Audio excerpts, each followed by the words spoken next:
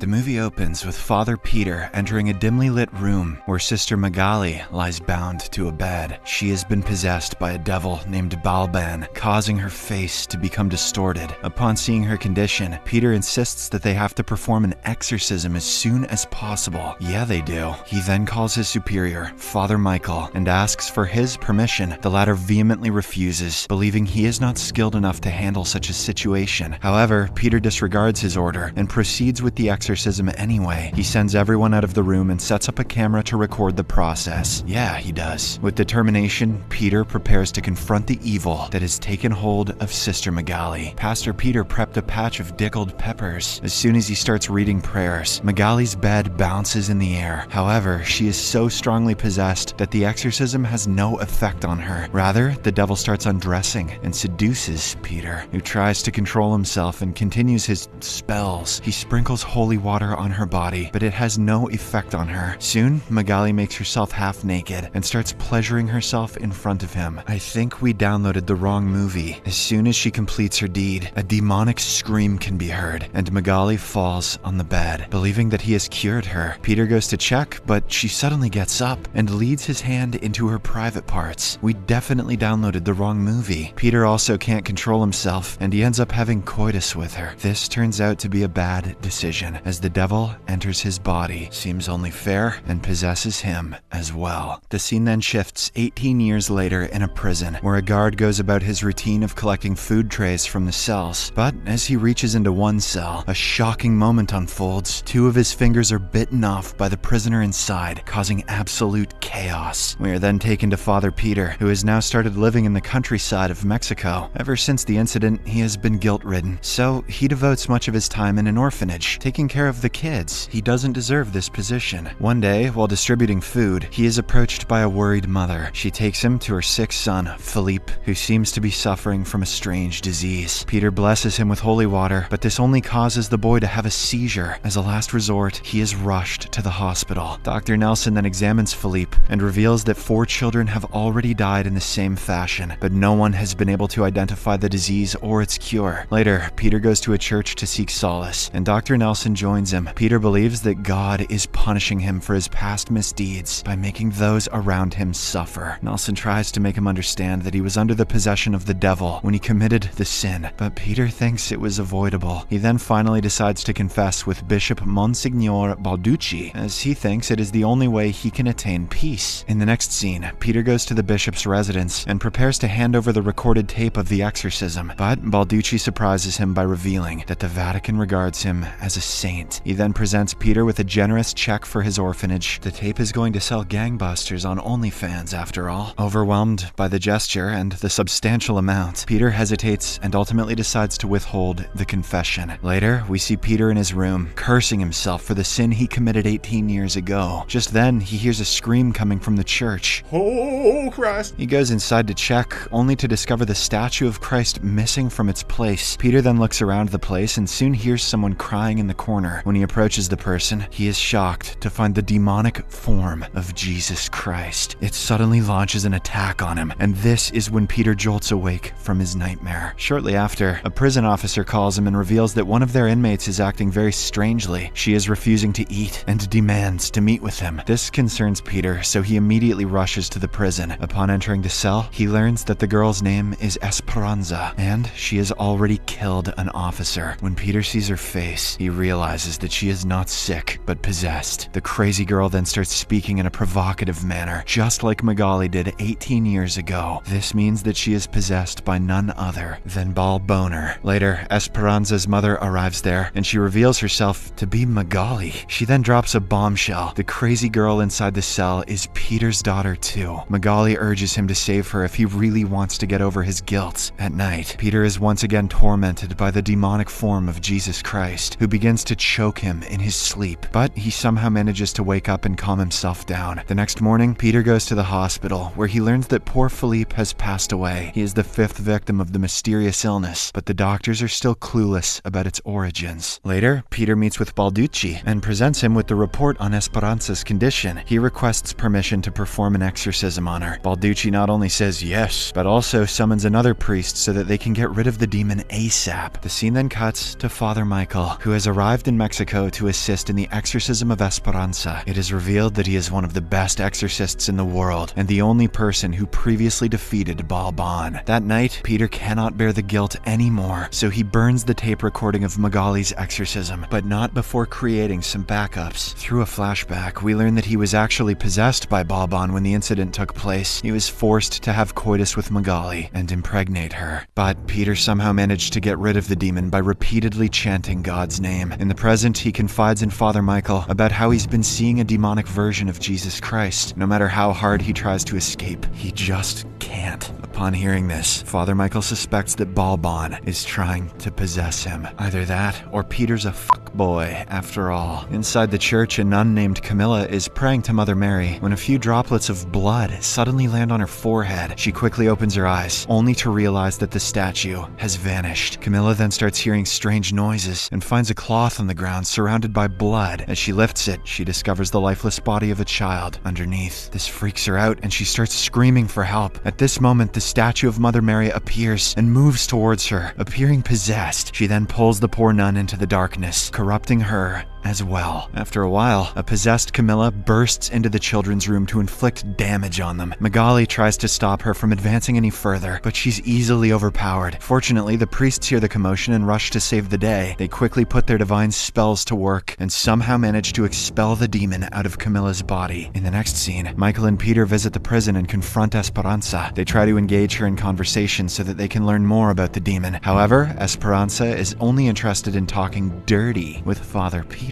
The two priests then use their combined prayers to take her down, but this only enrages Esperanza. She breaks free from her chains and launches an attack on Father Michael, biting off his ear like freaking Tyson, which would make Michael Jake Paul, so I guess he's a boy too. But before she can cause more damage, Dr. Nelson injects her with a sedative, knocking her out. In the aftermath of this incident, the priests have a serious conversation with the warden. They assert that they need to perform an exorcism inside the prison cell, and for that, they need to evacuate the whole place. However, the warden refuses their request, as they have some highly dangerous prisoners there. He simply cannot risk transporting them to another location. Left with no options, Dr. Nelson suggests that they put all the prisoners to deep sleep by injecting them with a sedative. The idea is unorthodox, but it's the only one they have right now, so the priests agree. They get to work the very next morning, and Dr. Nelson goes cell to cell to render the prisoners consciousness. However, one of them cleverly manages to steal the keys and hide them in her bed. After this, the two enter Esperanza's cell to initiate the exorcism, but shockingly find her missing. Elsewhere, Dr. Nelson is shocked to learn that all the prison cells have been unlocked. Before he can report this to his colleagues, he is suddenly attacked by a possessed girl. Shortly after, the priests find him in an injured state, surrounded by several possessed prisoners. They try reading their spells to banish the demons, but it seems to have no effect. This is when the possessed form of Mother Mary arrives on the scene. The prisoners also attack the priests, but Nelson sacrifices himself to slow them down. Taking this as an opportunity, Michael and Peter escape to a room and lock themselves in. Once they are alone, Michael asks Peter about what sin he is carrying with him. This is because their prayer didn't work on the possessed prisoners. Unable to hold the truth any longer, Peter finally discloses that Esperanza is his daughter. He conceived her 18 years ago while trying to save Magali. Hearing this, Father Michael is shocked to the core. He claims that because of this sin, it is now impossible to defeat Balban and save the orphanage kids. Peter admits to his mistakes and requests that Father Michael perform the exorcism. However, the latter reveals that he's unable to do so because the last time he defeated Balban, he actually traded his soul with her. Father Michael then succumbs to his injuries, but not before giving Peter one final piece of advice. Never make a deal with the demon, and definitely don't put your pee-pee in it again. Just then, the possessed inmates break through the door, prompting Peter to run away from there. He locks himself in another room and decides to finally confess the sin he committed 18 years ago. After recording himself, he sends the video to Balducci. Peter then comes out of the room with renewed determination and confronts the prisoners. He appears to have become stronger than before, and his prayers successfully subdue the demons. The demonic Jesus then shows up as the final boss, but Peter manages to take him down as well. Just when it seems he's going to emerge victorious, a prisoner attacks him from behind and knocks him out. When Peter comes to his senses, he finds himself tied to a chair, surrounded by demons. Oh man! Balban then performs a reverse exorcism on him, aiming to extract the god out of him. This causes him excruciating pain, but he doesn't lose hope and starts reading his own holy prayers. As a result, Balban is pegged back,